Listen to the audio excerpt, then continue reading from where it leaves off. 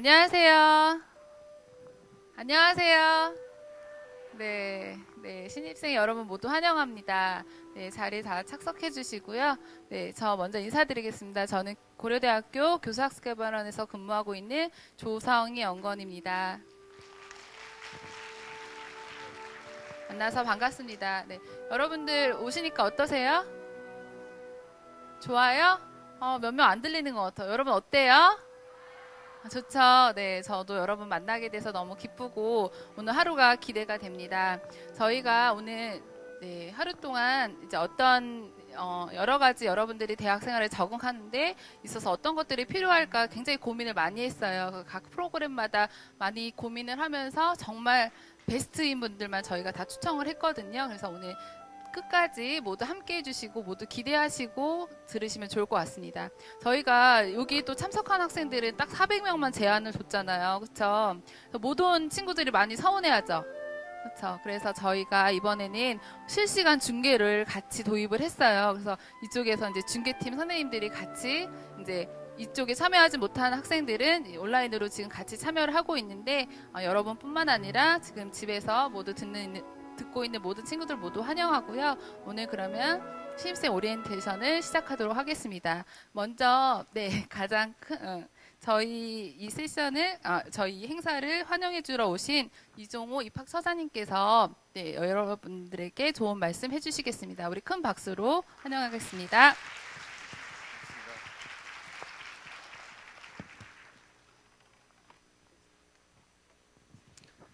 여러분 환영합니다. 그러고 보니 저도 진짜 여러분 같이 이런 신입생으로 이런 환영의 자리에 제가 언제 있었죠? 한 27년 전쯤? 28년 전쯤? 여기에 있었던 것 같습니다. 예. 그때 아주 설레고, 내가 이제 뭘 해야지 정말 생각이 복잡했을까요? 아무 생각이 없더라고요. 자, 제가 여러분 오늘 타이거스데이에 환영 인사 겸 간단한 몇 말씀 드리도록 하겠습니다. 여러분 제 얼굴 다 기억하십니까? 제가 누군지 아시죠? 어떤 친구들은 동영상 강의에서 보시고 저를 기억하실 거고, 어떤 친구들은 면접고사장에서 현관 앞에 있던 그 아저씨다 이렇게. 이미 현관 앞에 있을 때 저를 알아보고 동영상에 나온 선생님이다 라고 얘기한 친구도 꽤 있었고요. 면접 문제 어땠니? 라고 물어봤더니 누구신데 물어보세요 이런 친구도 있었어요. 너무 긴장하고 면접이 좀 어려웠다거나 그래서 정신이 없을 때 아마 물어봐서 그런 것 같습니다. 제가 입학 설명회에서 부탁드린 민족 고대니까 가나다 순, 세계 고대니까 알파벳 순, 여러 선택의 기회에서 꼭 가나다 순, 알파벳 순서를 지켜달라 이렇게 부탁드렸는데 그 부탁을 잘 따라주고 이 자리에 앉아있은 여러분께 제 부탁을 잘 들어주셔서 감사하다는 말씀부터 먼저 드리고 시작을 하겠습니다. 제가 고등학교의 설명회를 다녀보면 항상 학생들이 되게 밝은 얼굴을 하고 초롱초롱한 눈빛으로 설명회를 듣곤 했습니다.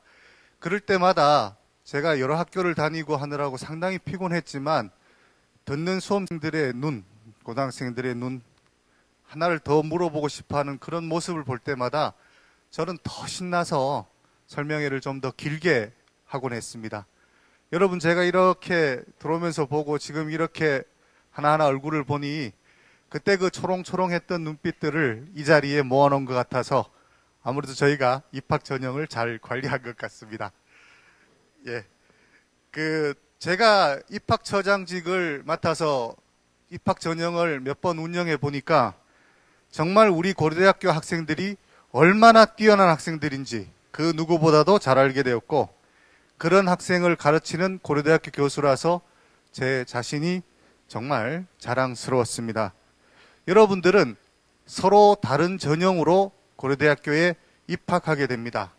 다른 전형, 다양한 전형이라는 이 말은 여러분 각자 다른 전형에 뽑혀온 학생 각자의 장점들이 다 있습니다. 그래서 서로 도와주고 어울려 지낸다면 정말 친구로부터 많은 것을 배울 수 있을 거라고 생각합니다. 그리고 고려대학교 제2전공제는 여러 전공을 공부할 수 있는 제도입니다. 다양한 전공을 공부하면 여러분은 이 시대가 원하는 융합 인재로 성장할 수 있습니다. 고등학교와 달리 대학의 공부는 조금 다릅니다. 그런데 한 과목 수업 들어보고 특정 분야가 본인과 맞지 않는다든가 너무 어렵다고 쉽사리 포기하는 경우가 있습니다. 대학의 방학은 상당히 깁니다. 그래서 방학을 잘 활용하게 되면 여러분이 이런데 상당히 도움이 되리라 생각합니다. 그래서 어렵고 잘 모르고 아니면 나하고 정말 맞지 않는다는 부분을 피해갈 게 아니라 방학 때 집중적으로 미리 준비를 하게 된다면 여러분에게 상당한 도움이 되리라 생각합니다. 제가 교수로서 선생님으로서 자꾸 얘기를 하다 보니까 하고 싶은 말이 지금 너무 많은데요. 사실 그 1시간 넘는 설명회를 할 때 제가 원고나 준비 없이 그냥 다 설명회를 합니다. 그런데 오늘 이 짧은 인사 시간에 너무 많은 말을 할까봐 사실은 처음으로 제가 원고를 준비했습니다. 이제 선생으로서가 아니라 오늘은 고려대학교 선배로서 여러분에게 몇 가지 당부의 말을 전하려 합니다. 먼저 목표를 크게 정하고 그 목표 달성을 위해 노력하라고 말하고 싶습니다. 제가 이제 고려대학교 합격자 발표를 이제 볼 때는 요즘같이 인터넷 시대가 아니니까 중앙광장에 예전에는 대운동장이 있었습니다. 그 대운동장에 합판에 다 이렇게 크게 이렇게 붙여놓는 그 결과를 본 그날 이름을 확인하면서 이제 저는 고려대학교 교수가 되고 싶다 이런 목표를 세웠습니다. 현재 이 자리에서 여러분들과 이렇게 만나게 된 것도 그때 제가 고려대학교 교수가 되겠다라는 목표를 세웠기 때문이라고 생각합니다. 고려대학교에는 여러분들이 설정한 목표를 달성할 수 있도록 도와주는 인프라가 잘 구축되어 있습니다. 다양한 프로그램들이 운영되고 있고 여러분들이 여러분들에게 맞는 프로그램을 잘 찾아서 활용한다면 여러분들의 목표를 이루는데 큰 도움이 될 것입니다. 저는 유학길에 나설 때 정말 여권을 처음 발급받았어요. 어떻게 보면 우물한 개구리였다라고 할 수 있는데 이랬던 제가 미국, 영국을 거쳐 모교 교수로 부임하게 된 것은 고려대학교 교수님들의 열성적인 지도와 격려 덕분이었다고 생각합니다. 그뿐만 아니라 고려대학교에는 정말 어디에 내놔도 손색이 없는 비교 대상이 없는 30만 고려대학교 교우가 있습니다. 전 세계 어디를 가더라도 고려대학교 교우를 만나실 수 있는데요. 외국에서 제가 유학하면서 경험한 교우 사랑은 비교할 대상이 없습니다. 처음 보는 교우를 위해서 공항에서 기다려주고 이삿짐을 날라주고 힘들 때 서로 위로가 되어주는 이런 고대 교우들의 끈끈한 사랑은 정말 여러분에게 큰 힘이 될 것입니다. 이런 도움을 받은 교우가 나중에 더 큰 사랑을 후배들에게 나누어 주기 때문에 고대 교우의 울타리는 더욱 든든해져 가고 있다고 생각합니다. 다음으로 여러분은 모두 뛰어나다는 점을 항상 기억하시기 바랍니다. 자, 꿈을 가져라고 말씀드렸고요. 여러분은 모두 뛰어나다 이렇게 말씀드렸습니다. 이 말이 무슨 얘기냐? 자, 여러분 고등학교 때 아주 잘하던 아주 우수한 학생들이었습니다. 1학년 1학기 성적을 딱 받아보고 아, 내가 이 정도인가? 라고 생각하고 자기 수준, 자기 능력, 자기의 꿈, 자기의 희망을 그 수준에 딱 맞춰버리는 그런 경우가 있습니다. 자, 첫 학기에 대학 들어와서 정말 다양한 활동을 해보고 싶고 여러 가지 고등학교 때 해보지 못했던 그런 것을 해보다 보면 1학년 1학기 학점이 낮을 수도 있습니다. 여러분은 언제라도 학점을 회복하고 만회할 수 있는 그런 능력이 있는 학생들입니다. 1학년 1학기 다른 거를 충분히 해보느라고 낮아졌던 학점은요, 절대 부끄러운 것도 아니고 절대 능력이 부족해서 그런 것이 아닙니다. 항상 여러분은 뛰어난 학생이다라는 걸 명심하시고 1학년 1학기 그 속설이 있습니다. 1학년 1학기 성적이 졸업 때 GPA다라는 말이 있습니다. 그 말은 그 수준에 자기 자신을 어느 순간에 맞춰버렸다는 그런 반증입니다. 그러니까 이걸 잘 명심하시고요. 1학년 1학기 성적 염려 마십시오. 예. 자, 마지막으로 제가 대학 1학년 때 교수님으로부터 들었던 아주 중요한 얘기, 그 얘기를 제가 전하겠습니다.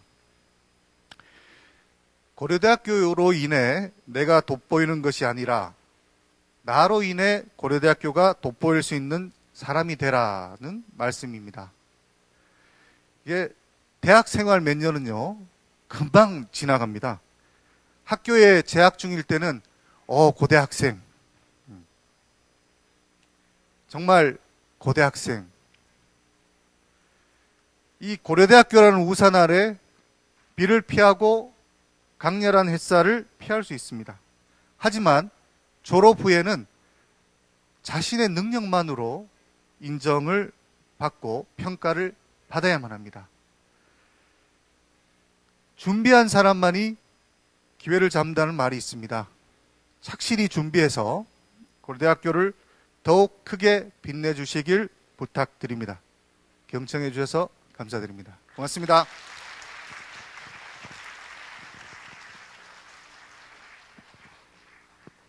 네, 이 차장님의 좋은 말씀 감사드립니다. 네, 저희가 대학생활 Y잔 대학생활 적응 프로그램이라는 주제로 저희가 이번 컨셉을 잡았는데요. 우리 학교 인재의 목표가 뭔지 아세요? 모르시죠? 지혜로운 글로벌 인재 양성이라는 게 저희 학교 목표예요. 그래서 지혜로운 글로벌 리더를 양성한다는 게 여러분 4년간의 목표가 될 텐데, 그럼 지혜로운 학생들이 되려면 어떻게 해야 되나, 이제 이런 것들을 고민하다가, 일단 여러분은 신입생이잖아요. 그 대학생활 적응에 있어서 많은 학자들이 이야기하는 것이 4가지가 있었어요. 환경적으로 좀 적응을 하고, 그 다음에 사회적으로, 이제 친교, 이런 거 있죠. 사회적인 관계에 대한 적응. 3번째는, 정서적인 거. 나의 생각과 마음, 이런 거 잘 컨트롤하는 거. 마지막으로 학업적으로. 이 4가지를 잘 적응을 하면 대학생활에 충분히 잘 적응할 수 있다는 연구가 굉장히 많더라고요. 그래서 저희가 이 4가지 컨셉으로, 그래서 오늘 세션을 각각 준비했습니다. 그래서 그 첫 번째 세션으로 이제 전반적인 대학생활을 어떻게 잘 적응하고 설계할지 4년간의 여러분들의 미래에 대해서 설계해 주실 분을 저희가 초청을 했습니다. 네, 고려대학교 심리학과 최진식 교수님인데요. 네, 교육과 연구에서도 굉장히 열등하고 열정적으로 월등하게, 네, 제가 열등이라고 했죠? 네, 아닙니다. 네. 죄송합니다, 교수님. 그게 아니라, 예, 월등하게, 네, 정말 앞서가시는 분이시기도 하고요. 철인으로 유명하신 교수님이세요. 네, 왜 철인으로 유명할까? 여러분들 직접 이야기 들으시기 바랍니다. 그럼 우리 최준식 교수님 큰 박수로 맞이하도록 하겠습니다. 무선이 아니고 유선. 안녕하세요. 민족고대, 녹두문대, 사이코심리 최준식 교수입니다. 조성희 선생님이 사실이 아닌 얘기를 하시려다 보니까 말을 좀 더듬으셨죠. 전 그냥 고려대학교에 무수히 많은 훌륭한 교수님들 중에 한 사람일 뿐입니다.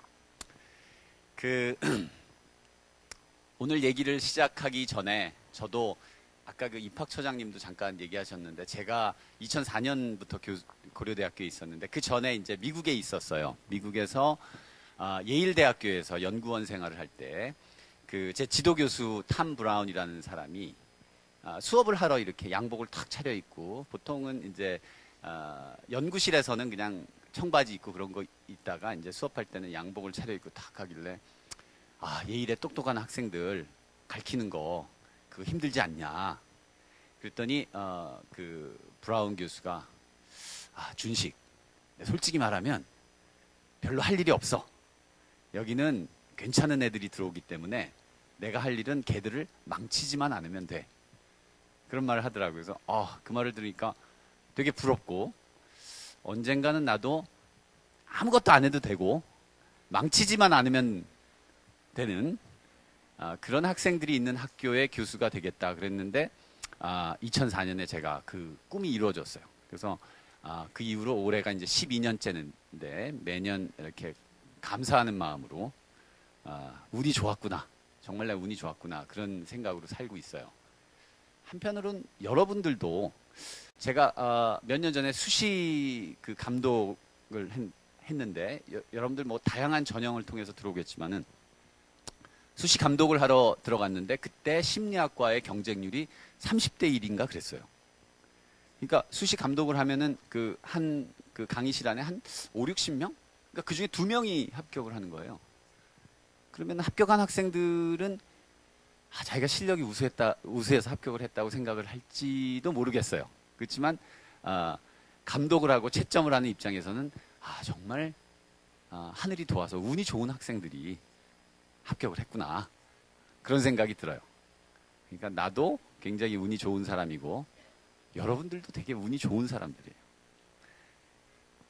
그 어젯밤에 사실은 이 그 강의하는 그 파일을 제가 준비를 하면서 학교에서 어제 작업을 하다가 컴퓨터가 갑자기 다운이 되면서 파일이 다 날아갔어요. 그래서 그냥 투덜투덜 대면서 집에 가서 해야지. 그리고 이제 저녁에 집에 가서 하는데, 정말 무슨 이유에서인지 저녁에 또 컴퓨터가 다운이 되면서 파일이 또 작업한 게, 그러니까 한번 그랬으면 중간중간에 세이브를 해야 되는데 세이브 안 했다, 다 날렸어요. 그래서 그냥 자고, 근데 4시에 눈이 딱 떠졌어. 그래서 4시에 일어나서 그래, 우리 신입생들한테 내가 뭔가 도움이 되는 얘기를 해야지. 그리고 4시에 일어나서 막 작업을 했어요.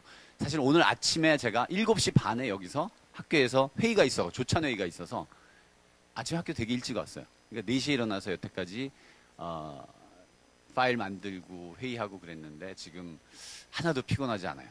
여기 400명의 신입생들을 본다는 그런 기대감에, 그리고 내가 뭔가 도움이 될 수 있는 얘기를 해줄 수 있다는 그런 생각에 하나도 피곤하지 않게 이렇게 왔어요. 보통 이런 얘기를 하면 박수를 한번 막 치는데. 자, 그러면 제가 새벽 4시에 준비한 파일들을 한번 좀 보여드릴게요. 자, 우선 순서가, 이걸 내가 해야 되는구나. 자, 목차. 전환, 소개, 비전, 전략, 의미, 이런 식으로. 사실은 제목이 그 컴퓨터 다운되기 전에는 다른 식이었는데 4시에 일어나서 하다 보니까 너무 재미가 생겨서 무조건 2자씩 맞추자. 쓸데없는데 시간을 2자씩 맞추다 보니까 무슨 뜻인지 잘 모르겠죠. 그래서 영어로 해설을 달았어요. 전환은 우리 얘기하는 파라다임 시프트.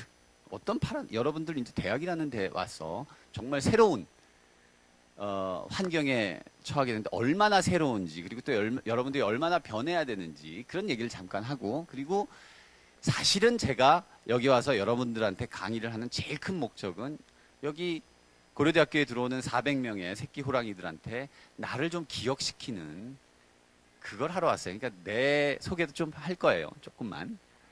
그 다음에 이제 뭔가 도움이 되는 얘기를 해야 된다 그랬으니까 비전, 전략, 의미 이런데, 그게 사실은 비전이란 게 별게 아니고 여러분이 목표가 있어야 되잖아요. 목표를 어떻게 발견할 것인가. 그리고 그 목표를 달성하기 위해서 어떤 요령들이 필요한가. 정말 내 개인적으로 마음에서 우러나는 꿀팁들을 여러분들한테 좀 전해주려고. 그리고 마지막으로 인생의 의미, 이런 거를 잠깐 얘기를 해주려고 그래요. 어때? 순서가 괜찮은 것 같아요? 네. 자, 그러면 패러다임 시프트. 어떤 패러다임 시프트냐?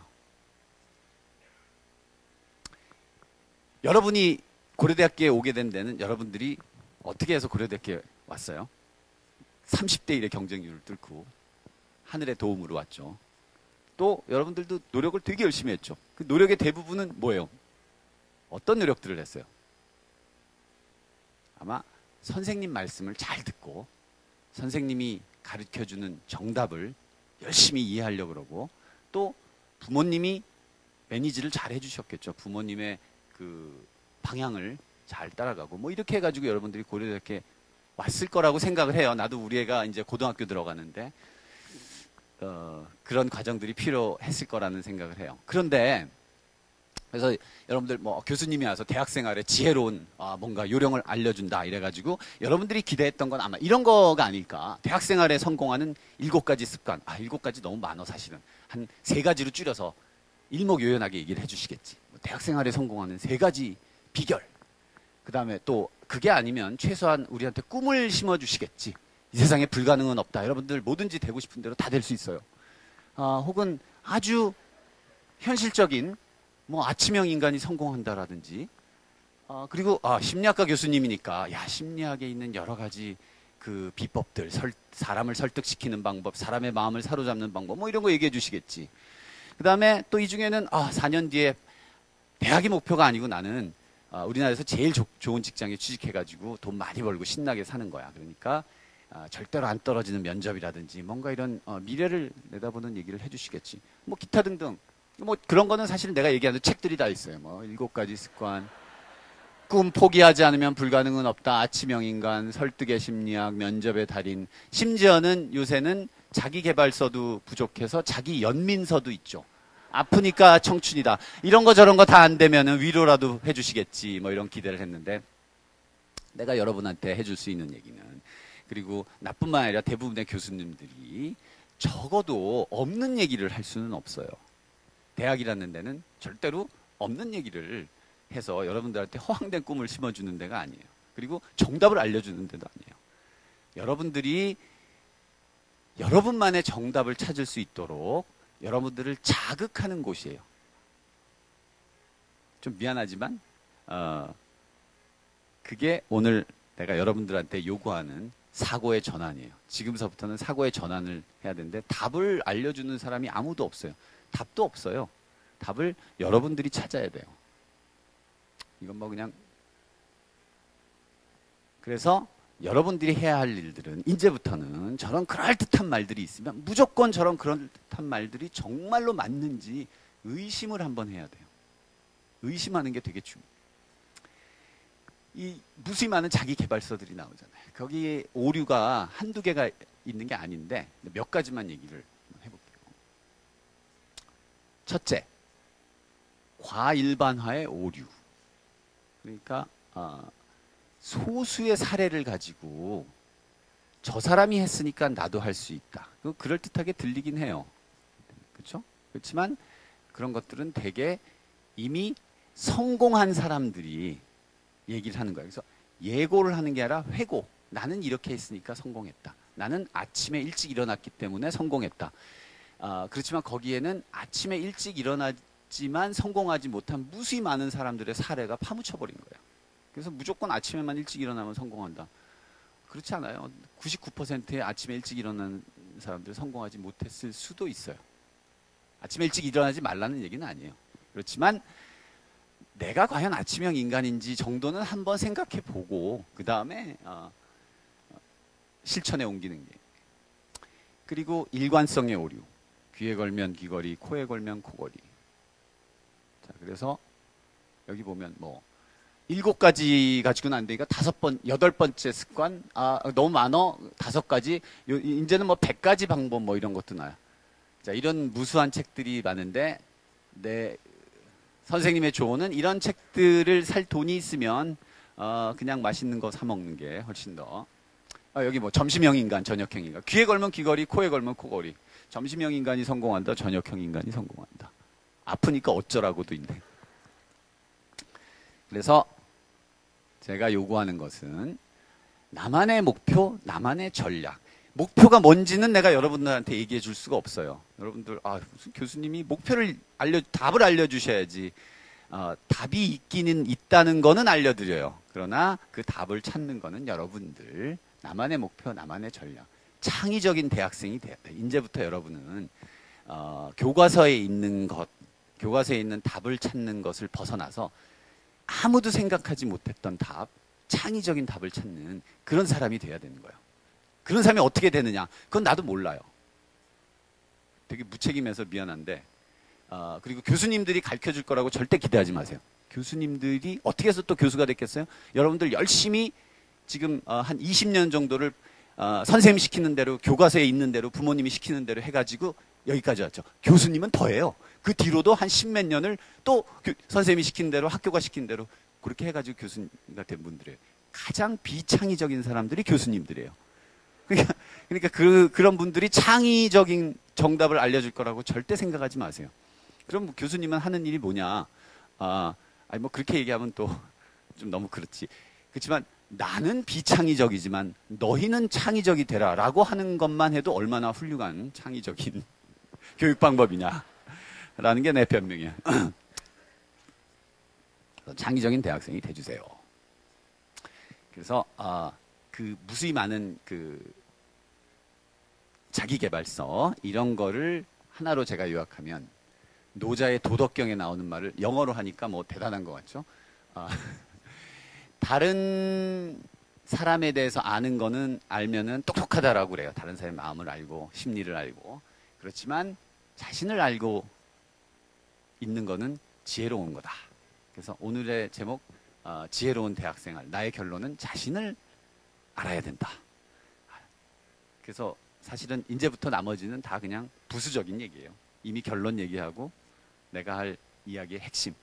자신을 아는 것. 그러니까 대학 4년 동안 여러분이 어떤 사람인지만 알아도 굉장히 성공한 대학생활이 되는 거라고 나는 생각해요. 왜냐하면 내가 지금 40 something 살이지만 여러분들이 한 95년생 정도 되죠?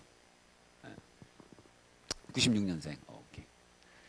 나는 85 학번이에요. 근데 내가 이때까지도 나 자신을 계속 알아가고 있어요. 그러니까 그거는 뭐 끝없이 계속되는 거니까. 어쨌든 자기 자신이 어떤 사람인지를 잘 파악하는 것만 해도 성공하는 대학생 생활이고 지혜로운 사람이 되는 거다. 이렇게 생각을 합니다. 자, 내 소개를 좀 할게요. 사실은 내 소개가 앞으로 내가 얘기할 이야기들에 녹아 있어요. 그렇지만 뭐 내가 어떤 세상에서 태어났고 내가 어떤 전공을 했고 또 나의 가족, 뭐 운동, 아까 조성희 선생님이 소개를 해줬는데 잠깐만 얘기를 할게요. 내가 태어난 시대에 내가 첫 번째로 산 컴퓨터가 IBM XT라고 하는 컴퓨터예요. 퍼스널 컴퓨터. 혹시 들어본 적도 없을 거예요 아마. 89년에 샀어요. 89년에 샀는데 그때 이 IBM XT 전체에 필요한 메모리가 640킬로바이트였어요. 1메가바이트가 안 되는. 그리고 하드디스크가 20메가짜리가 들어가 있었어요. 지금 우리 그 메모리 스틱 하나가 한 16기가바이트 되죠. 그러니까 하드디스크가 20메가바이트인데 그 컴퓨터를 사놓고 내가 와, 이 하드디스크를 뭘로 다 채우지? 이런 생각을 했던 기억이 나요. 그런 시대에 태어났어요. 그렇지만 그래도 나는 디지털 테크놀로지를 습득한 할 수 있는 마지막 세대예요. 나보다 조금 앞에 세대, 그러니까 우리 뭐 부모님이라든지 혹은 뭐 내 삼촌뻘 되는 분들은 그런 테크놀로지를 전혀 몰라요. 그래도 나는 막차 타고 테크놀로지를 배워서 간신히 테크놀로지를 쓰고 있는 이제 그런 시대에 태어났어요. 그게 이제 나라는 사람을 만들어내고 정의하는데, 아까 뭐 입학처장님도 태어나서 처음으로 미국에 유학 갈 때 가봤다라고 얘기했죠. 저도 마찬가지예요. 그때 처음으로 비행기 타봤어요. 미국에 유학 갈 때. 하지만 여러분들은 그런 세대는 아니죠. 그러니까 내가 아무리 이런 식으로 창의적인 사람이 돼야 된다, 이런 식의 목표를 세워야 된다, 얘기해봐야 아무 소용없어요. 그렇게 엄청난 차이가 나는데, 그렇죠?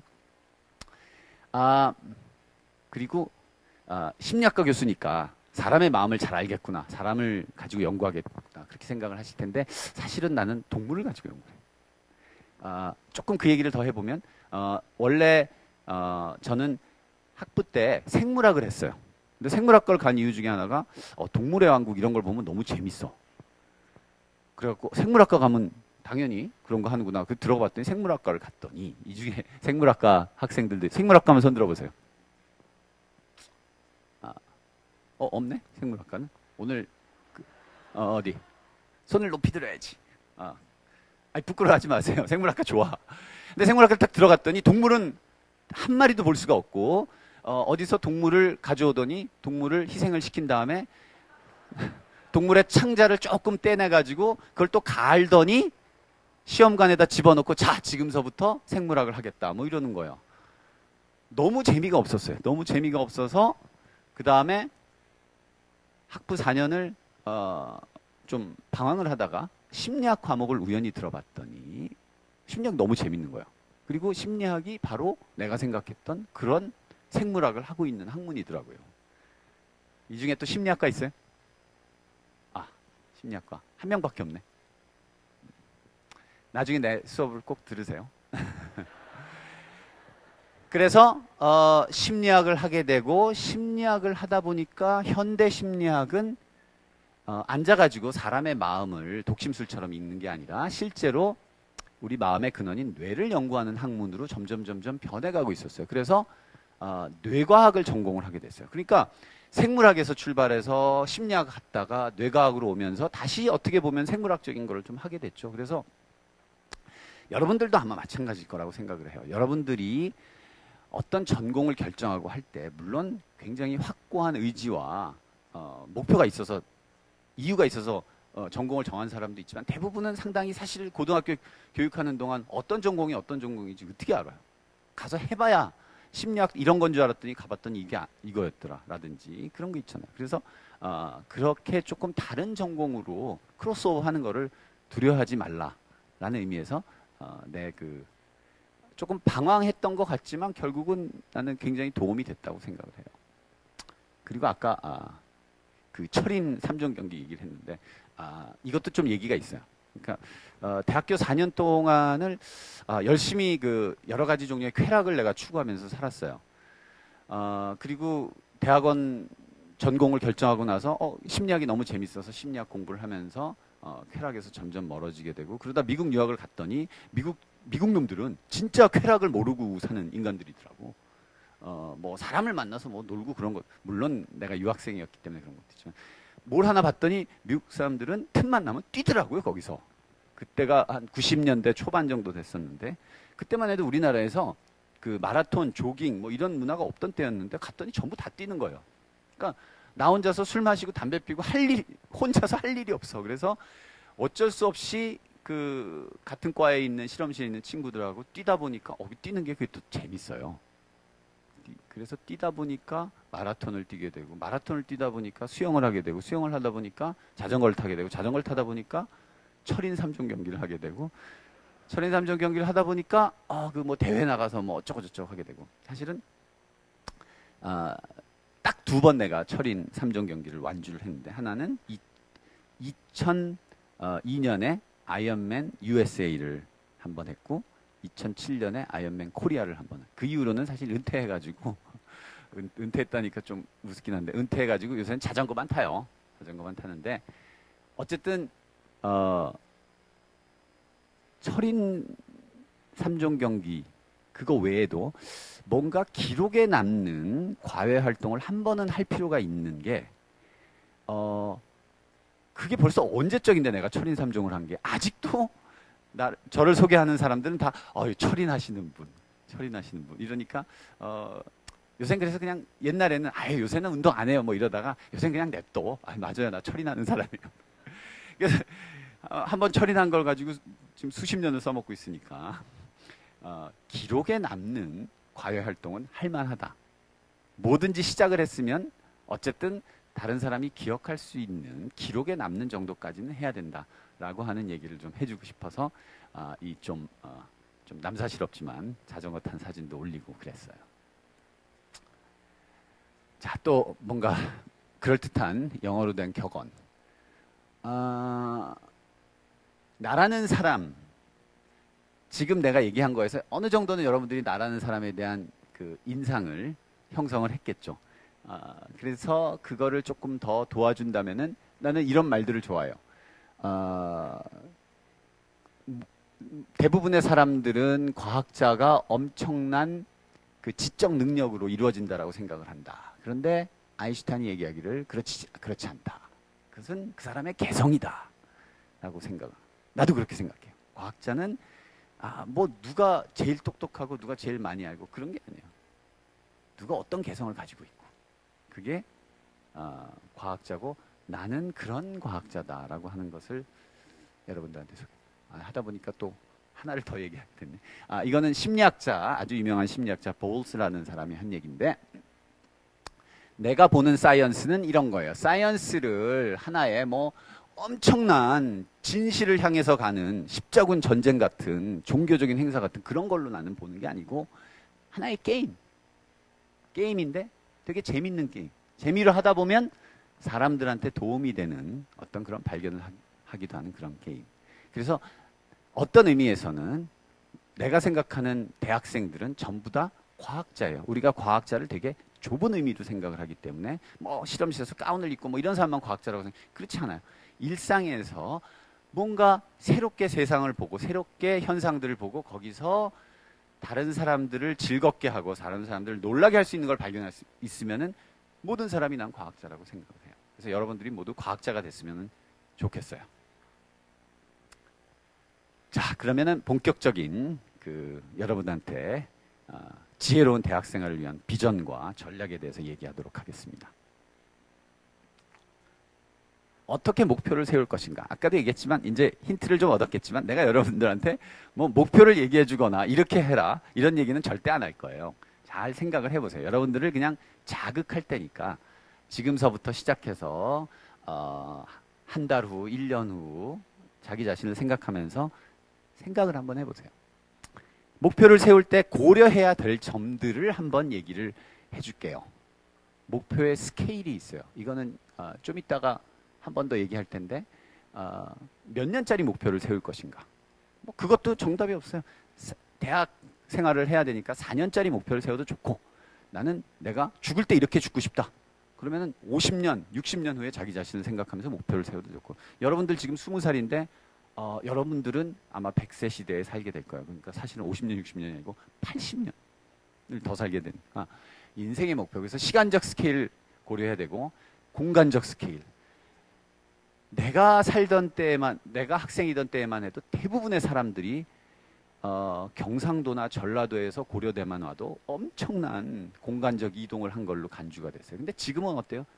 거의 대부분의 사람들이 해외여행을 밥 먹듯이 하고 살아요. 그러니까 여러분들은 정말 다른 시간적 배경, 공간적 스케일 이런 데서 살고 있는 거예요. 그런 어떤 시대 상황을 잘 고려해서 목표를 세우세요. 그리고 목표가 얼마나 구체적인지도 이것도 내가 얘기해 줄 수 없어요. 목표는 추상적이어야 된다. 구체적이어야 된다. 그거 사람마다 다 달라요. 추상적인 거 좋아하는 사람이 있고 구체적인 거 좋아하는 사람이 있어요. 다만 한번 생각은 해볼 만해요. 얼마나 구체적이어야 되니까 그러니까 어떤 전공을 해야 될지 어떤 직업을 가져야 될지 또 내가 목표의 양을 따질 것인지 질을 따질 것인지 외면적인 목표도 있고 내면적인 목표. 외면적인 목표는 뭐 취직을 한다든지 어떤 상을 받는다든지 그런 거 돈을 모은다든지 이런 거가 될 거고 내면적인 목표는 내가 어떤 사람이 되어야 되겠다. 이런 목표가 되겠죠. 그런 것들 여러분들 한 번도 생각해 본 적 없을 거예요. 고등학교 때. 그렇죠? 그런 거 생각할 틈도 없고 그게 별 의미 있는 것도 아니죠. 왜냐하면 다른 사람들이 다 생각해 주니까 너는 이런 사람이 돼야 된다. 근데 지금서부터는 그거 다 틀렸어요. 다른 사람이 얘기한 건 다 틀린 거예요.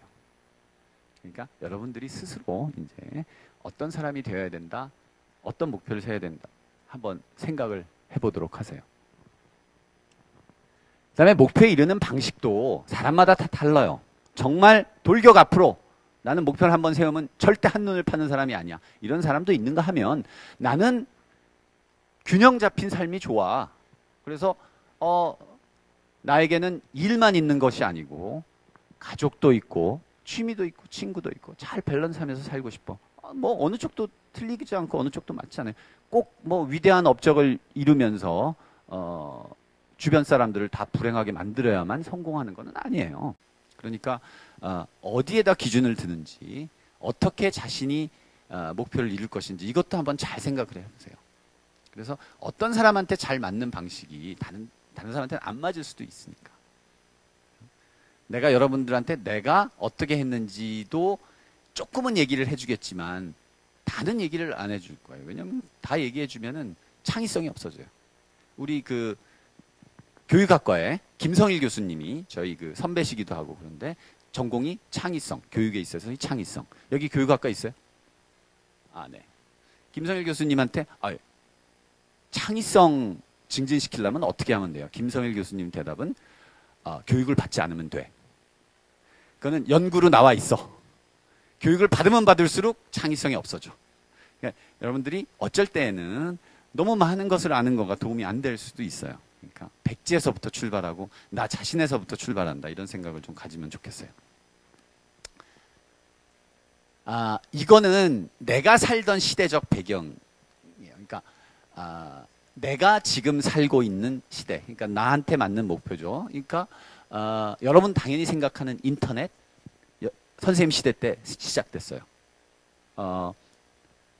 나는 미국에 유학하고 있는 동안 결혼을 했는데 한국에 있는 여자랑 결혼을 했어요. 어떻게? 인터넷으로. 그때 막 생기기 시작한 인터넷. 여러분들 모뎀이라는 건 모르죠. 전화로 걸어갖고 삐 뚜두두두두두 뭐 팩스 가듯이 그래가지고 모뎀 연결되는 시대에 살았는데 간신히 그게 없었으면은 편지 이런 걸로는 좀 결혼하기 힘들었을 거예요. 근데 인터넷이 그때 막 됐기 때문에 이메일 메일 하면서 결혼으로 제가 성공을 할 수가 있었어요.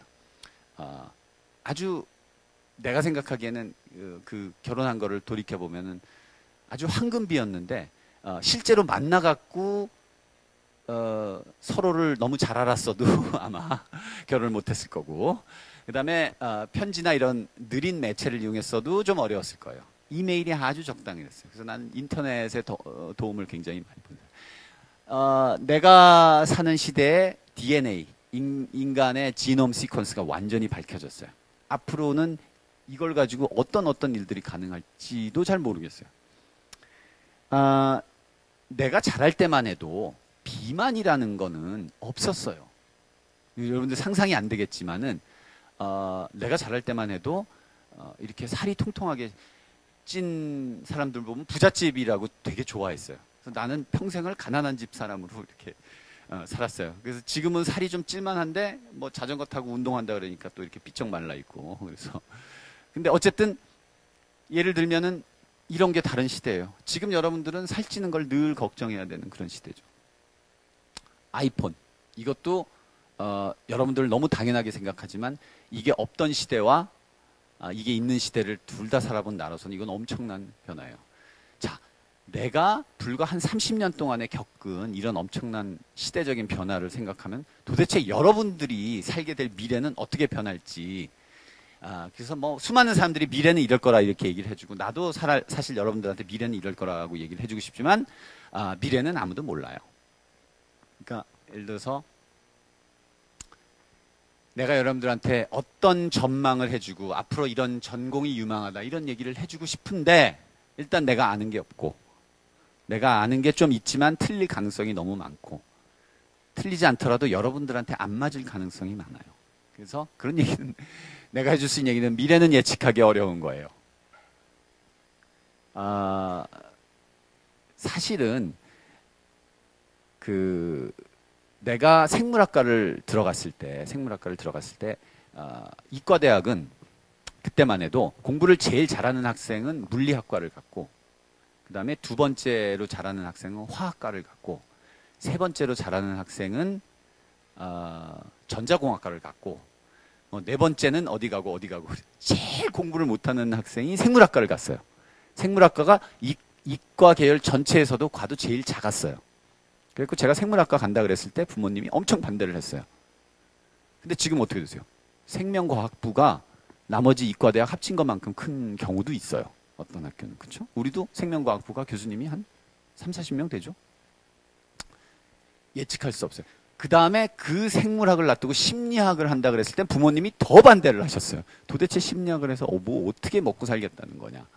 근데 제가 미국에서 공부하는 동안 심리학, 그 다음에 뇌과학 이런 게 갑자기 그 인기가 있어지면서 미국에 있는 동안에도 지도교수가 펀드도 잘 받고 그래가지고 장학금도 받고 아무 문제 없이 다녔어요. 그래서 제가 그 여러분들한테 줄 수 있는 결론은 일단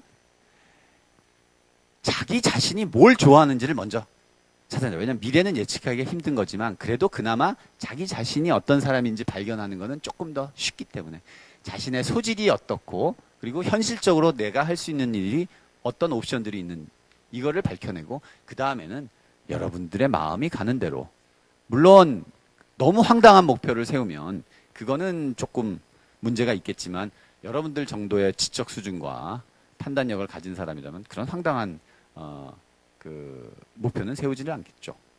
그래서 제가 해줄 수 있는 미래에 대한 조언은 뭐 이런 것들이에요. 그러니까 예를 들어서 이것도 사실은 미래라고 보기는 어려워요. 지금 일어나고 있는 일들이니까. 난 미래를 어떻게 예측하기가 너무 힘들어요. 예를 들면 이제 사물 인터넷이 생긴다 그래요. 모든 우리 주변에 있는 물건들이 서로 인간을 거치지 않고도 의사소통을 하기 시작해요. 그 다음에 미래는 로봇의 시대가 될 거예요. 이미 이런 로봇이 나와서 간단한 서비스를 하고 있고 알게 모르게 우리 주변에 모든 게 다 로봇이에요. 알고 보면 여러분들이 가지고 있는 셀룰라 폰도 일종의 로봇이에요. 자기 자신만의 인텔리전스를 가지고 있죠. 그 인텔리전스가 지난 10년, 20년 동안 발전해온 속도를 보면 앞으로 10년, 20년 후에 얼마나 똑똑해질지 그리고 그게 우리가 어떻게 감당할 수 있을지 그거 잘 몰라요. 그렇죠. 뭐 3D 프린터, 구글 글래스 이런 것들. 그러니까 여러분들이 해결해야 될 미래의 어떤 적응 문제는 사실 나로서는 도저히 상상도 못할 만큼 어려운 문제일 것 같아요. 그래서 내가 해줄 수 있는 조언은 미래는 변할 수 있으니까 변할 가능성만 열어두고 딱히 특별히 미래를 너무 예측하려고 그러지 말아라 라고 하는 것이 내 조언. 자, 그래서 이런 정도로 비전을 마치고 여러분들한테 마크 트웨인 내가 굉장히 좋아하는 사람 왜냐하면 웃긴 말을 잘해서 농담을 잘하기 때문에 근데 이거는 이제 웃긴 말은 아니고 자 인생에서 가장 중요한 날이 두 개가 있는데 하나는 여러분이 태어난 날 두 번째는 여러분들이 태어난 이유를 목적을 목표를 깨닫게 되는 날. 자, 이 날이 여러분들 대학 다니는 동안 오기만 해도 여러분들 인생의 가장 중요한 두 번째 날을 찾는 거니까 한번 열심히 노력을 해보세요. 그러면 다음에는 내가 여러분들한테 그냥 내가 12년 동안 학생들을 이렇게 좀 가르쳐보고 여러 학생들을 접해보니까 이런 것들이 상당히 도움이 되더라라고 하는 것들 이것도 대단한 건 아니에요. 그래서 여러분들이 받아들여도 좋고 에이 저거 별거 아니네 버려도 좋아요. 오히려 여러분들이 이걸 비판적으로 받아들여서 저거는 너무 진부한 얘기야. 그렇게 해주면은 나는 너무 좋겠어요. 첫째, 이거는 사실 어떻게 보면 내 개인적인 경험과도 관련이 되는데 물론 내 인생이 여러 가지 일을 하면서 여러 가지 전공과 여러 가지 장소에서 살면서 다채롭고 다양하고 그랬던 건 있지만 또 한편으로 생각하면 조금 선택을 하고 집중을 했으면 어땠을까 하는 생각이 들어요. 이제 여러분들이 살아야 될 세상은 훨씬 더 선택과 집중이 많이 필요한 것 같아요. 왜냐하면 너무너무 재밌는 일들, 너무너무 옵션이 많아요. 그러니까 그거 다 하다가는 도저히 여러분들 젊은 시간을 다 거기다가 쓸 수가 없어요. 그래서 목표를 정하기 위해서 어느 정도 여기저기 방황을 하는 건 좋지만 일단 목표를 정하면 적어도 목표를 향해서 내가 나아가고 있다. 이런 느낌, 그런 피드백은 받을 수 있게 그렇게 하는 것이 좋겠다. 근데 이것도 절대적인 건 아니에요. 4년 동안 그냥 막 방황하고 뭐 그러겠다라고 목표를 세우면 그 목표를 달성하는 것도 대단한 성취감을 줄 테니까. 그래서 어쨌든 그렇게 되면 우선순위를 결정해야 돼요. 이거는 난 굉장히 중요하다고 생각해요. 어떤 일을 하든 여러분들이 우선순위를 정하는 건 되게 중요해요. 모든 일이 다 중요하지는 않거든. 그럼 그럴 수가 없죠. 모든 일이 다 중요해. 아무리 중요해 보이는 일들이라도 그 중에서도 또 1, 2, 3등이 있으니까 우선순위를 정해라. 목표와 관련이 없는 일은 가능하면 과감히 버린다. 자, 뭐 인생을 살다 보면 꼭 공부냐 연애냐 둘 중에 어떤 거를 우선순위를 둬야 될지, 특히 여러분들 젊음에 그 피가 끓는데, 근데 내가 봤을 때는 두 개 다 잘하기는 어렵더라고. 근데 그렇다고 해서 공부만 하라는 얘기를 하지는 않겠어요. 연애도 하세요. 그러나 자기가 두 개 다 잘할 수 있다는 허황된 꿈은 버리고 둘 중에 하나에 집중을 하세요. 그게 내 조언이에요. 그리고 살다 보면 여러분이 운이 좋아서 고려대학교에 들어왔듯이 살다 보면 운이 나빠서 안 되는 경우도 있어요. 제일 최악의 경우가 뭐냐면 안 되는 일에 죽자사자 매달리는 거. 그거는 정말 심리학과에 가서 상담 치료를 받아야 돼.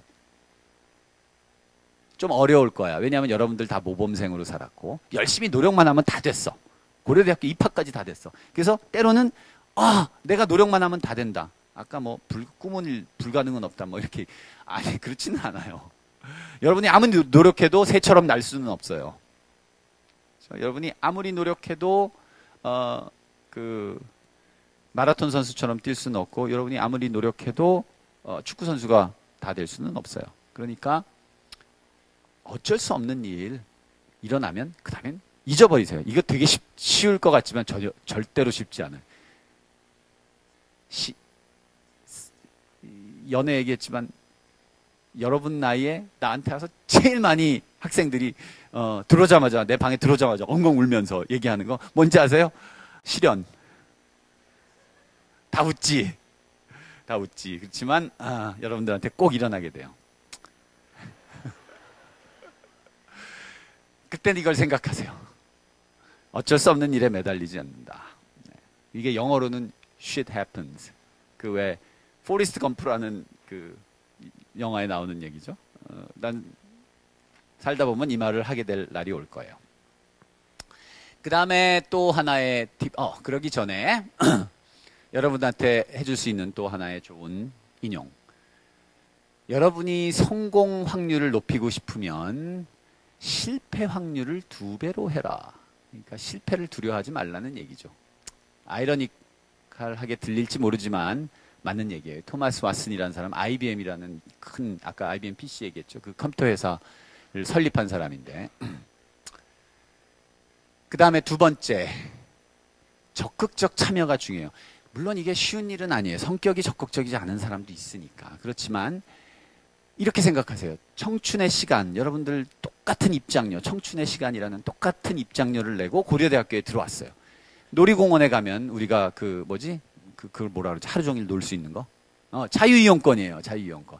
어떤 사람은 제일 재밌는 것만 골라서 신나게 타는데 나는 제일 재미없는 거 쫓아다니. 그럴 수 없잖아요. 그렇지 않잖아요. 놀이공원 가면 다 열심히 가갖고 제일 재밌는 거 가서 줄 서죠. 하이라이트는 이거죠. 88열차죠.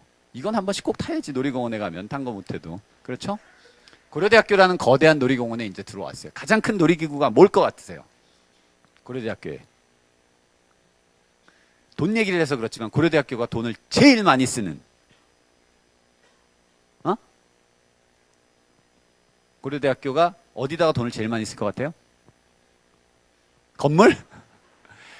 건물 그렇게 돈 많이 안 써요. 우리 제일 좋은 우리 삼성 중앙광장에 있는 삼성 무슨 관이죠, 그게? 100주년 기념관. 100주년 기념관이 아마 400억? 400억 정도 들었죠. 400억 아무것도 아니에요. 어디다 돈이 제일 많이 나갈 것 같으세요? 응? 알아맞혀 보세요. 창의적인 think outside the box.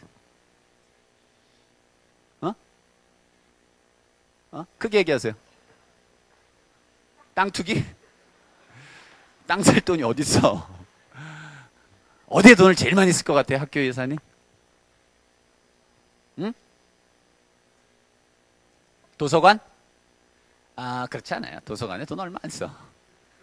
여러분들이 책을 읽으면 뭐 얼마나 읽는다고. 어디다 돈을 제일 많이 쓸 것 같아요?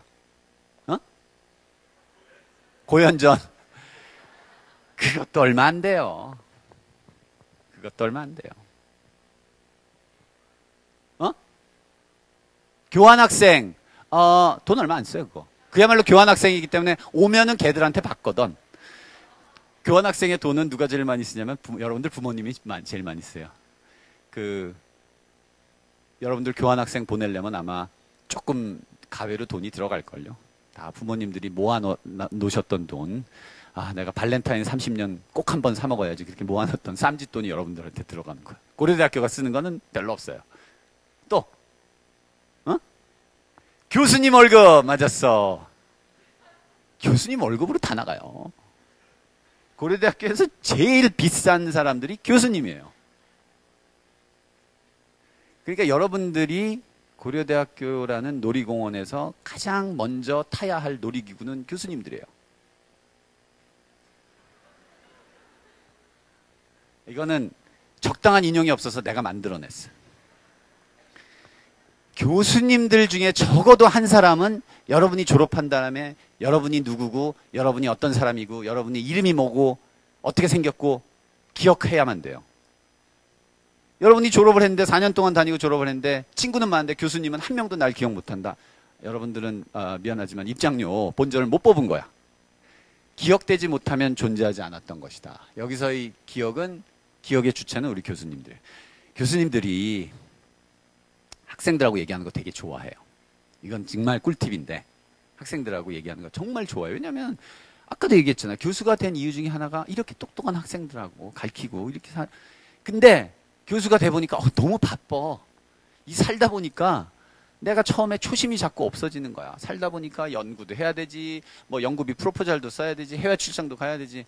도대체 학부생들하고 얘기할 기회가 없는 거야. 그러니까 강의할 때 잠깐만 들어가 갖고 강의할 때 강의하고 샥 나오고. 그럼 인터넷 강사랑 다를 바가 전혀 없어요. 그러려고 여러분들이 대학교를 들어온 것도 아니고 그러려고 내가 교수가 된 것도 아닌데도 불구하고 세상이 그렇게 나를 그렇게 만든단 말이야. 그거를 깰 수 있는 사람은 여러분들밖에 없어요. 교수님들은 절대 못 깨. 근데 스케줄이 꽉 차 있는데 어떻게 내가 전화해갖고 학생 누구지? 요즘 못 만났네? 만나자. 절대 그렇게 안 해요. 여러분들이 교수님을 찾아가야 돼. 찾아갔는데 이것도 꿀팁인데 여러분이 필요할 때만 찾아가지 마세요. 필요하지 않을 때, 교수님이 나를 필요로 할 것 같을 때 그때 찾아가세요. 그때가 어떤지는 나중에 얘기를 해줄게 또. 근데 어쨌든 교수님이 여러분들을 만나러 가지는 않아요. 그러나 여러분들이 만나러 오겠다라고 조르면 안 만날 사람 한 명도 없어요. 안 만날 때는 어쩔 때냐면 교수님 이번에 학점이 너무 안 나왔는데 좀 올려주실 수 없어요. 절대 안 만나요. 그런 얘기하면은. 그렇게 자기가 필요할 때만 찾지 말고 교수님이 필요로 할 때, 그럴 때 한번 찾아가는 그거 되게 중요해요. 여러분들 본전을 뽑기 위해서는 교수님을 10명만 졸업하기 전에 10명이 여러분의 이름과 여러분의 모든 것을 기억하고 대단한 성공을 한 거예요. 훌륭한 학생이에요. 그 다음에 이건 좀 진부한 얘기가 되겠지만은 기본에 충실해야 돼요. 사실 나도 내 성격상 후회를 잘 안 하는 사람인데 수업을 좀 빼져먹은 거는 후회가 좀 돼요. 아무리 여러분이 화려한 그 밤생활을 하더라도 수업은 절대 들어가세요. 전날 아무리 늦게까지 술을 마셨어도 아침 수업은 꼭 들어가세요. 그거 굉장히 중요합니다. 나는 학생들한테 제일 중요한 상이 우등상이 아니고 개근상이라고 생각을 해요. 지금은 그렇게 생각하지만 옛날엔 나도 그렇게 생각 안 했어요. 개근상이 공 못한 애들이 부지런만 해가지고 닫는 게 개근. 그렇지 않아요. 여러분 일단 고려대학교 들어왔으니까 다 비슷해. 그놈이 그놈이야. 뭐 얼마나 더 똑똑한 학생이 그렇지 않아요. 성실하게 자기 자신을 발견하는 사람이 나중에 성공하기 때문에 미루지 말고 모든 것을 제 시간에 하는 그런 성실함. 그다음에 결석하지 말고 이것도 약간의 그 개인적인 어떤 그 좀 편향인데 앞자리에 앉으세요. 앞자리. 그래서 우리 그 교육학에서 얘기하는 골든 트라이앵글이라는 게 있어. 골든 트라이앵글은 앞에서 이렇게 해가지고 뒤로 이렇게 이어지는 삼각형. 요 삼각형 안에 있는 학생들의 학점이 삼각형 밖에 있는 학생들의 학점보다 통계적으로 유의미하게 높아요. 내가 몇 년 동안 통계를 내봤어. 그건 확실해요. 그래서 요렇게 골든 트라이앵글 그 안에 앉도록 노력을 하세요. 물론 이거는 상관관계지 인과관계가 아니기 때문에 거기에 앉기만 한다고 해서 학점이 올라간다는 얘기는 아니에요. 거기에 앉았던 학생들이 학점이 높았다라고 하는 얘기를 해주는 거죠. 그러나 좋은 자리에 앉는 건 되게 중요해요. 그리고 마지막으로 정말 중요한 조언은 그러나 학점에 연연하지는 말 것. 모든 교수님이 그렇게 얘기하실 거예요. 학점 그렇게 중요하지 않아요. 물론 그렇다고 해서 막 받으면 안 돼. 뭐 D, F 이런 걸만 받으면 안 돼. 그러나 A 플러스와 A 간에 무슨 차이가 있다고 생각하는 교수님 아무도 없고 여러분들이 인생에서 어떤 일을 할 때도 그 차이를 가지고 물고 늘어지는 사람은 아무도 없어요. F와 A는 차이가 있어요. D와 A는 차이가 있어요. 그러나 학점 너무 연연하지 마세요. 그래서 이것도 내가 되게 좋아하는 미국 감독이 한 얘기인데 인생의 90%는 출석이다. 90% of life is just showing up. 그러니까 출석만 해도 90%는 여러분들이 인생의 목표를 달성한 거예요. 내 나이가 되보면 특히나 그게 절실해져요. 내 나이가 되면은 요즘 내가 하는 일은 내 뇌를 써서 뭐 되게 복잡한 일을 하는 게 아니라 그냥 출석하는 거야. 뭐 오라 그러면 가고 그러면 그냥 거기 가서 앉아 있으면 대충 일이 진행이 되더라고. 그 습관을 여러분들 학교 다닐 때부터 들여야 돼요. 그 다음에 뭐 그런 정도예요. 혹시 질문 있어요? 그 다음에 나머지는 약간 잔소리 수준의 꿀팁. 이거는 내가 학생들하고 이메일을 해보면서 이제 요즘은 주로 이메일, 뭐 학생들한테 전화번호를 가르쳐 주기도 해요. 가끔은 중요하면. 그래갖고 뭐 카톡으로 오기도 하고 그러는데 대부분의 경우는 이메일, 대부분의 교수님들이 이메일은 상당히 열심히 체크를 하세요. 그래서 이메일은 좋은 수단이에요. 다만 매너가 있어야 돼. 매너가. 이메일 보낸 학생 중에 제일 기분 나쁜 학생이 뭐냐면 이거예요. 교수님, 제가 지난번에 빠져서 다음 시간 숙제가 뭔지 모르겠어요. 보내주실 수 있나요?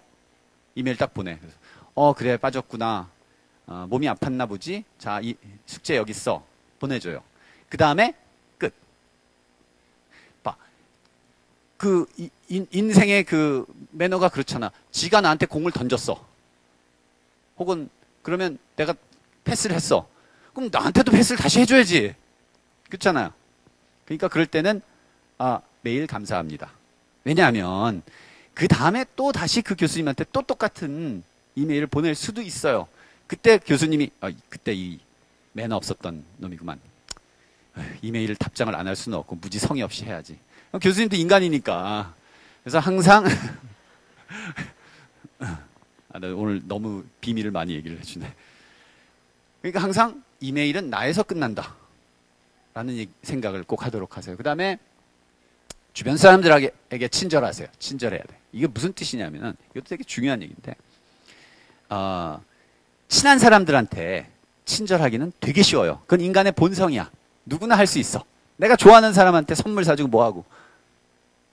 어려운 거는 뭐냐면 그리고 전략을 세워야만 할 수 있는 건 뭐냐면 내가 그렇게 좋아하지 않는 사람한테도 친절하고 그렇게 좋아하지 않는 사람한테도 선물을 사주는 거예요. 예를 들면 특히 우리나라 그 정서가 좀 그런 면이 있는데 뭐 이렇게 문 열어주고 문 잡아주고 그런 거 있잖아요. 이 짐을 내가 이렇게 들고 가고 있는데도 보면 앞에 이렇게 문을 열거나 혹은 내가 문을 열어주면 그 뒤로 싹 빠져나가기만 하는 그런 경우들이 많이 있는데 친절할 것.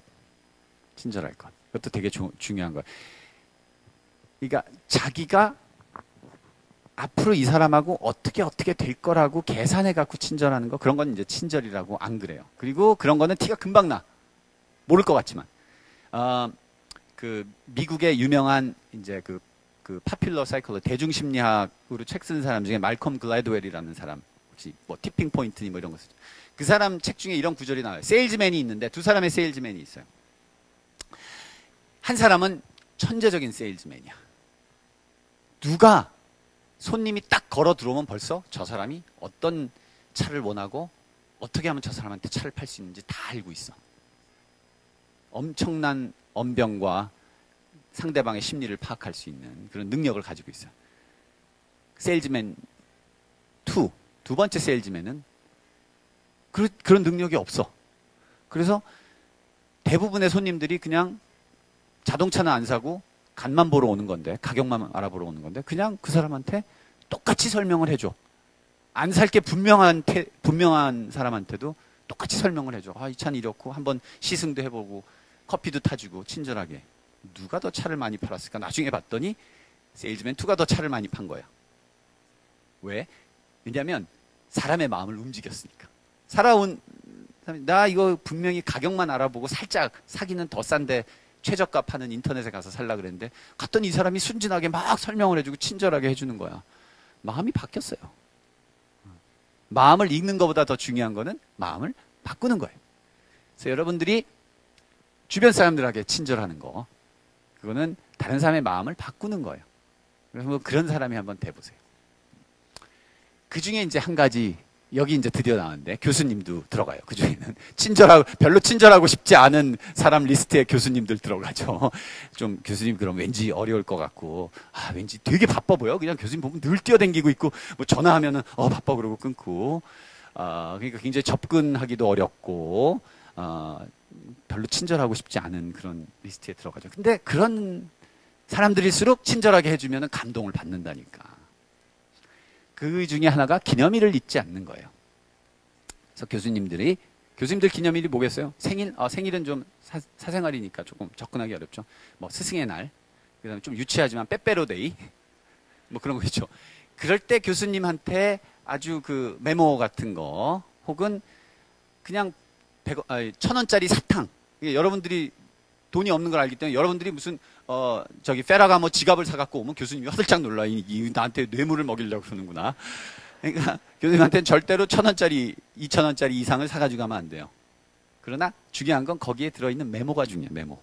그래서 기념일, 친구들한테도 마찬가지겠지만 특히 교수님들한테는, 교수님들 중에는 특히나 뭐 나처럼 그 학생들한테 인기가 많은 교수님은 그래도 뭐 스승의 날, 빼빼로데이에 몇 개씩은 받아요. 근데 한 90%의 교수님들은 그 굉장히 외로워요. 스승의 날 찾아오는 학부생 한 명 없고, 자랑할, 그러니까 우리 이것도 비밀인데, 그 스승의 날이나 빼빼로데이 끝나면 우리 교수님들끼리 모여가지고, 야, 너 몇 개 받았어? 그래서 난 5개 받았거든. 저쪽 교수님이 6개 그러면, 그러니까 그럴 때 한 개도 못 받은 교수님들은 아예 밥 먹으러도 안 와요, 같이. 그쵸? 그러니까 그렇게 생각하면 딱딱하고 무섭고 접근하기 어려운 교수님들한테 연민의 정이 좀 들죠. 그런 분들한테 조그만 친절을 베풀면, 이거는 다른 사람도 많이 할 테지만 영어 공부. 근데 영어는 내가 보니까 지난 12년 동안 학생들이 너무너무 영어를 점점 잘하게 되고 다 잘하는 것 같아. 이제 필요한 거는 영어가 뭐 듣고 읽고 그게 아니고 라이팅을 좀 해야 돼. 라이팅. 영어 라이팅을 어떻게 하느냐? 쓰면 돼요. 그냥 무조건. 언어라고 하는 거, 여러분도 언어 배울 때, 어릴 때 언어 배울 때 뭐 누가 가르쳐줬어? 막 중얼중얼 하다 보니까 우리 뇌에 있는 언어 프로그램이 활성화되면서 자기 조직화가 일어나서 하게 됐죠. 마찬가지예요. 라이팅도 열심히 쓰면 돼.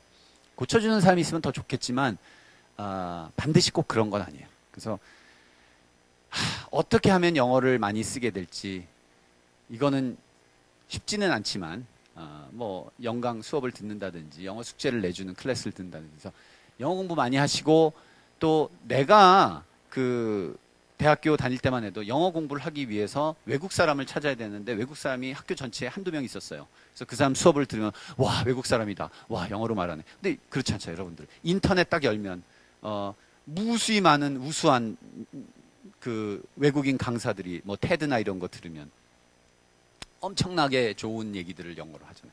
그거 그냥 수시로 늘 들으세요. 그러면 왜냐하면 여기서 영어같이 민족고대에서 왜 이런 그 사소한 얘기를 하느냐. 근데 어쩔 수가 없어요.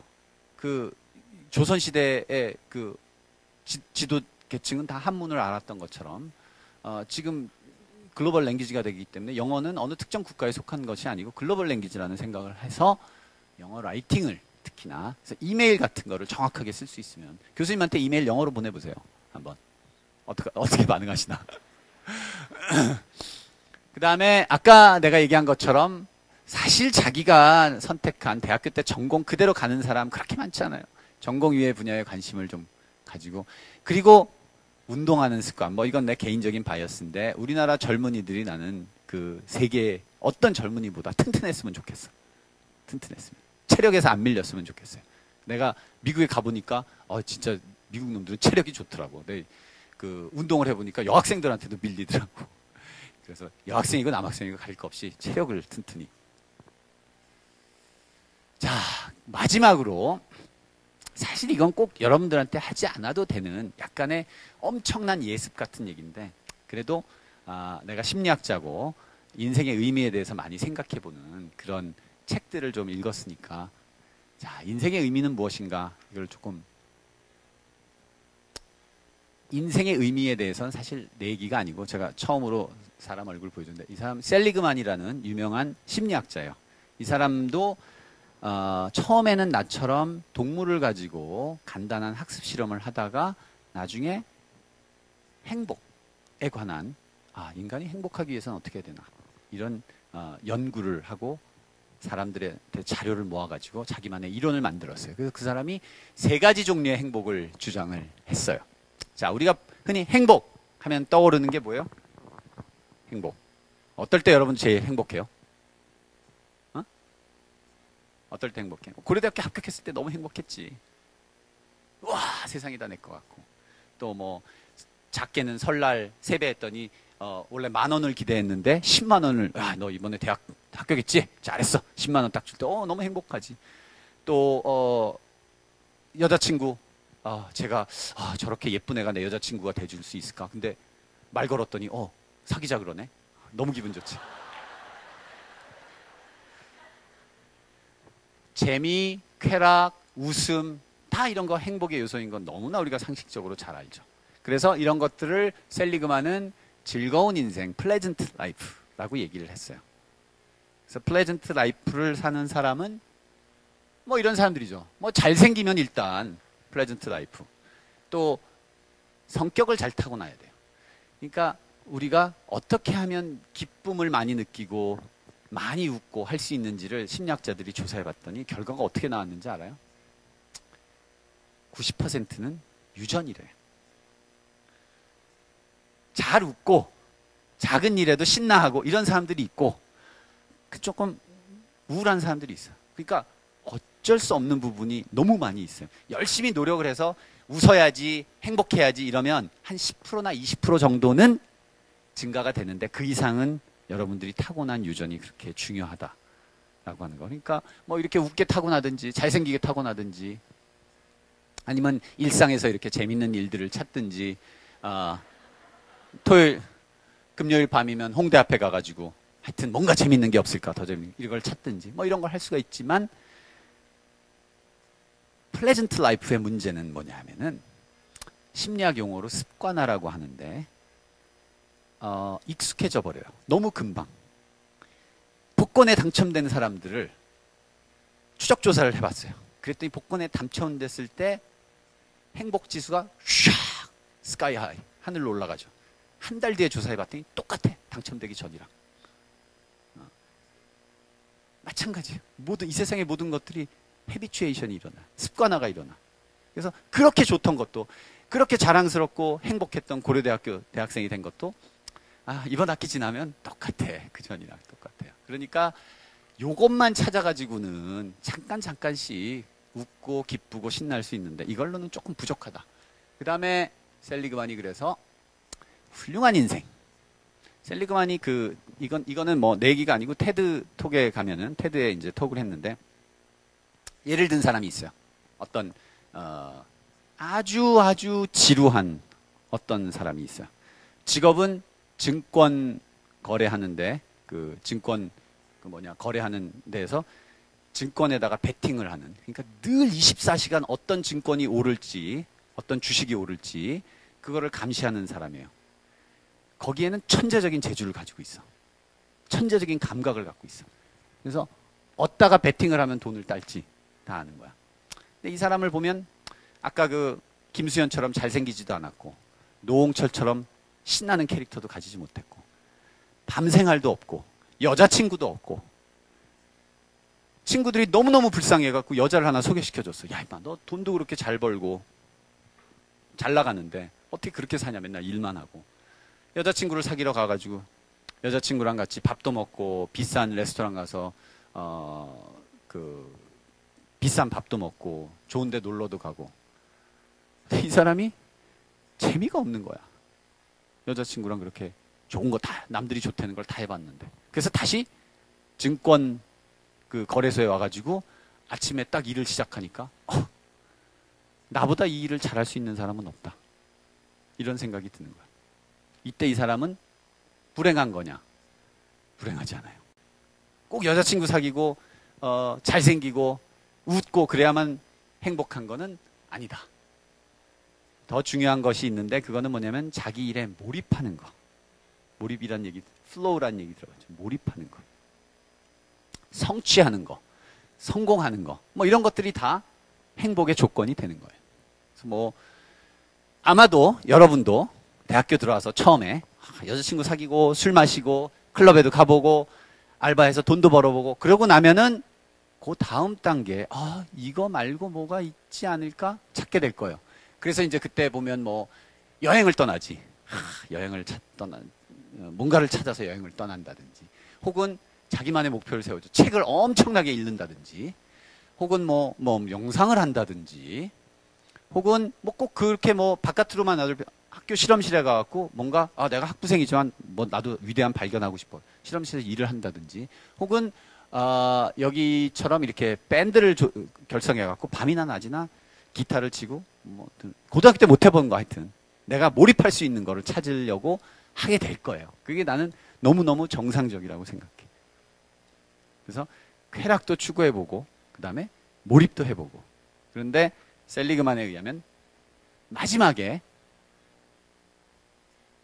그것만으로는 부족한데 뭐가 있냐면 meaningful life. 여태까지 앞에 두 가지는 전부 자기 자신을 알고 내가 좋아하는 게 뭐고 나 이렇게만 한 거예요. 여러분이 대학 4년 동안 그것만 잘해도 나는 되게 성공을 했다라고 봐. 그래서 사실은 이런 얘기는 여러분들이 졸업하고 세월도 더 흐르고 그 다음에 생각을 한번 하게 될 거니까 서두르지 마세요. 그러나 조금 미리 알려주면 그 다음에 마지막 단계는 보람된 인생, 인생의 의미, 나를 넘어서는 인생, 그런 인생이 결국은 궁극적인 행복의 조건이다. 이렇게 이제 얘기를 하고 있어요. 그래서 예를 들면 뭐 이런 사람이 있죠. 마더 테레사라고 하는 분이 계시죠. 노벨 평화상을 받았는데 이 사람의 삶을 보면은 그 인도의 아주 거지 같은 빈민굴에서 온갖 전염병 그런 환자들 먹여 살리고 돌봐주고 치료해주고 이런 일을 한 거예요. 이 사람의 인생에는 기쁨도 없고 웃을 일이 뭐가 있겠어. 맨 아픈 사람들만 있는데. 그리고 몰입, 말이 좋아서 남을 돕는 거지 어떻게 거기에 몰입을 할 수 있겠어요. 이 사람이 또 마더 테레사가 성격이 좋으냐면 성격도 되게 더러우시대. 주변 사람들에 의하면은 성질도 지랄 같고.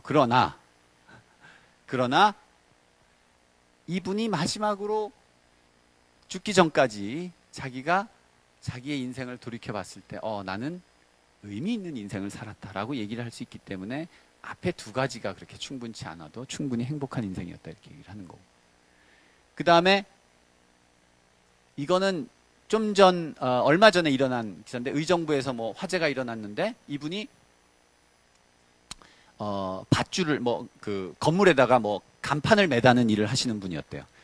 화재 난 걸 보고 사람들이 살려달라고 하는 걸 보고 그 밧줄을 메고 올라가가지고 그 밧줄에 사람을 하나씩 묶어가지고 밑으로 내려갔고 10명인가를 구조했다라고. 보통 그렇게 위험한 일을 하려고 하지 않을 텐데. 근데 더 멋있는 일은 그 다음에 누군가가 어떤 멋있는 사람이죠. 이 사람도 그렇게 훌륭한 사람을 내가 상을 주고 싶다 그래서 3천만 원을 이 사람한테 줬더니 이 사람이 3천만 원 필요 없다. 더 다른 일에 써달라. 나는 내가 땀 흘려서 벌지 않은 돈은 한 푼도 받을 수 없다. 이렇게 얘기를 했대요. 그러니까 이 두 사람의 공통점은 인생의 의미, 남을 돕는 것, 뭐 이런 것들에서 행복을 찾으려고 했다는 거죠. 그거는 여러분들이 그런 것도 한번 염두에 두고 살면은 더욱 좋겠지만, 어쨌든 셀리그만이 얘기한 3가지 행복의 조건들을 한번 생각을 해보시고, 그걸 가지고 여러분들이 대학생활의 목표, 인생의 목표 이런 거를 세우는데 좀 도움이 되면 되게 보람이 있겠습니다. 아마 내 시간이 거의 다 된 것 같은데, 마지막으로 여러분들한테 자, 여러분들이 대학생이기 때문에 앞으로는 어떤 교수님도 수업 시간에 한 거 요약해서 이렇게 얘기해 주지 않을 거예요. 다만 여러분들이 정식으로 입학을 안 했기 때문에 내가 마지막 서비스로 요약을 해줄게요. 여러분만의 창의적인 목표를 세우도록 하세요. 진정한 자신을 알아가는 노력을 꾸준히 하세요. 매일 웃고 집중하고, 그리고 커다란 인생의 의미 앞에서 사소한 일들은 잊어버리세요. 이게 나의 요약입니다. 내가 제일 좋아하는 우리 고려대학교를 대표하는 말, 이게 뭐냐면 사소한 일은 신경 쓰지 마세요. 그리고 마지막으로 또 내가 제일 좋아하는 캐릭터, 난 종교를 믿지 않기 때문에 여러분을 위해서 정말 기도해주고 싶고 기원해주고 싶지만 그 말을 이걸로 대신할게요. 감사합니다.